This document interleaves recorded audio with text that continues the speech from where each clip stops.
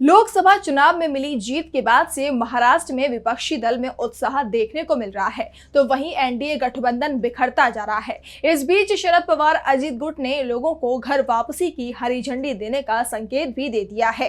साथ ही ये भी बता दिया कि किन लोगों को वो पार्टी में वापस नहीं लेंगे। तो क्या है पूरा मामला, देखिए ये रिपोर्ट। लोकसभा चुनाव के नतीजों के बाद से ही महाराष्ट्र की सियासत गरमाई हुई है। महाराष्ट्र में एनडीए को मिली हार के बाद से फूट की खबरें सामने आ रही हैं।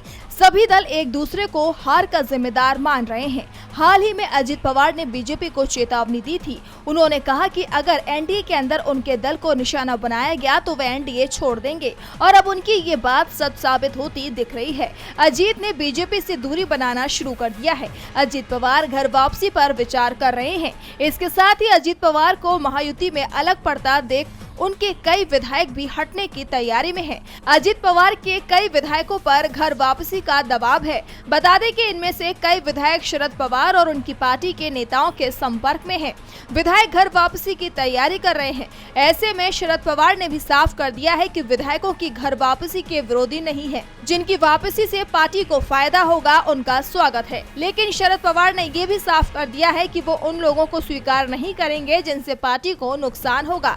शरद पवार ने कहा कि जिन विधायकों ने अतीत में पार्टी को नुकसान पहुंचाया है, उन्हें दोबारा पार्टी में जगह नहीं दी जाएगी। इसके साथ ही उन्होंने ये भी कहा कि अजित पवार को तो पार्टी में शामिल कर लिया जाएगा, लेकिन जिन लोगों ने उन्हें दल बदलने के लिए प्रेरित किया उन्हें पार्टी में शामिल नहीं किया जाएगा।